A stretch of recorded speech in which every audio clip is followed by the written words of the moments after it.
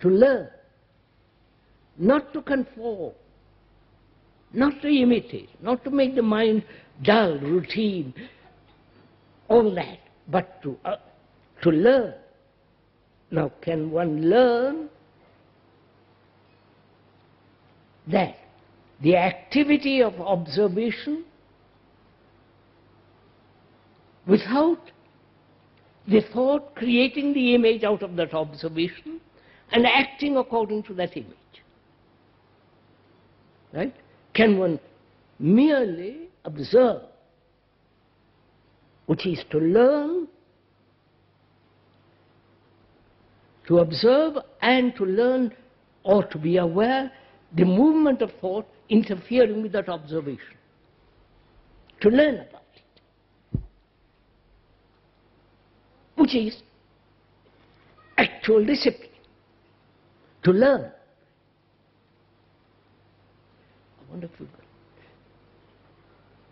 Are we following each other? Are we doing it as we're talking, or you're going to think it over? Please, we're all doing it together, thinking it out together. So, we are saying, when there is observation into, say, our longing, our thirst for something, can you observe without any motive?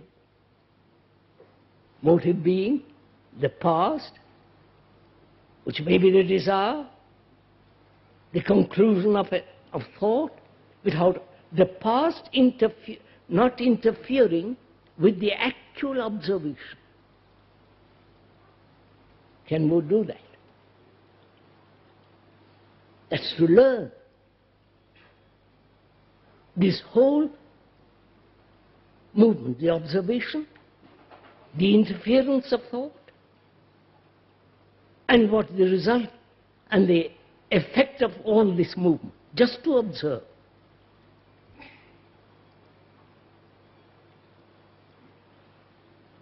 One wants to learn.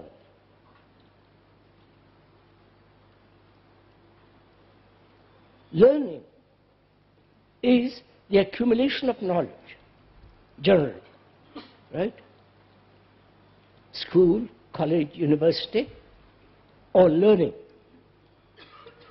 about about relationship, and so on, learning. Having accumulated knowledge, then act,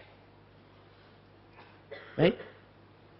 The purpose of learning is to accumulate knowledge, and from that act skillfully or unskillfully, depending. Or you act and then learn,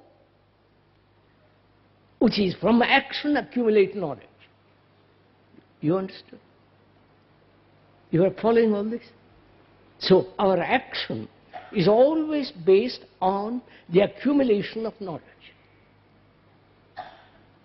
Right? Acting and learning from acting and accumulating. Accumulating knowledge and acting. Right? So, our actions are always based upon the past. Or the past projecting the future and acting according to the future. It is the same movement. Modified, but it's still the same movement. Right? I wonder if you're following all this. You're doing it, sirs?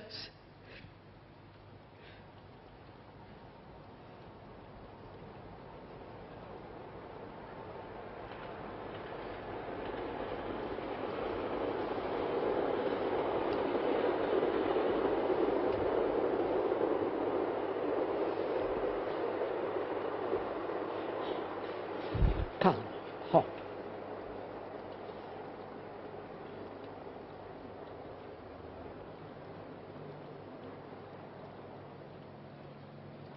We are pointing out something entirely different.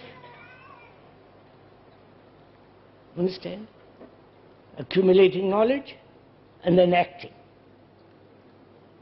Accumulating knowledge and projecting from that knowledge the future and acting from the future. So our actions are invariably the result of the past or the future. That's the action based on time. Yesterday, today, and tomorrow. Yesterday, meeting the present, which is today, modifying itself and proceeding. Right? Our action is based on that. So our actions are always incomplete. Obviously. Because in that there are regrets, a sense of frustration. They're never complete, obviously. Right? Now we are pointing out something else, totally different thing, which is an observation in which the past and the future doesn't exist. Just to observe, as one observes, if he's a good scientist, through a microscope, observing what is actually going on. Right? Well, when he observes what is actually going on, the thing that which he is observing undergoes a change, undergoes a movement. Right? Please listen to this. That one, can one observe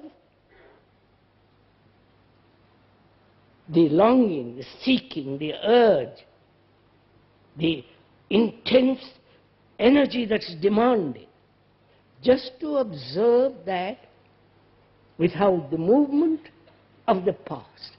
You have got it? Are you following all this? It's not terribly intellectual, please. It is merely logical, merely reasonable, and therefore rather sane. Sane, which means healthy.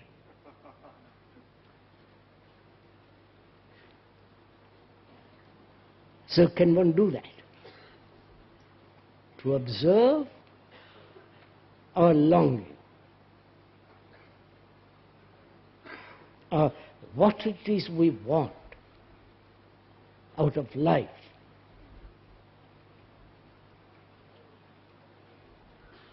What it is we are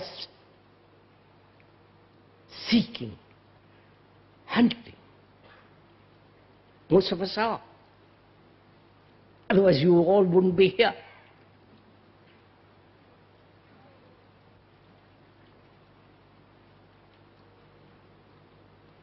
That is, please go into a little more.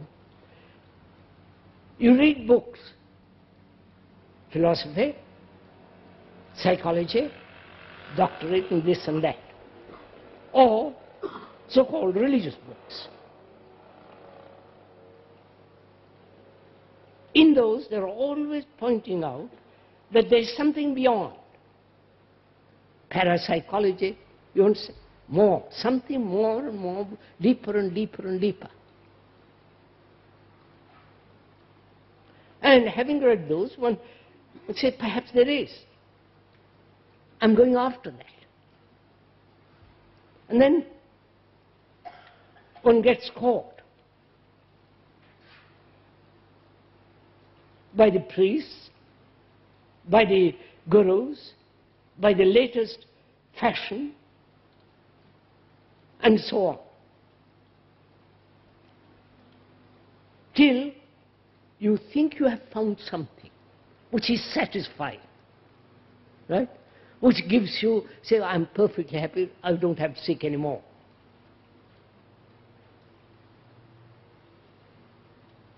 Which may perhaps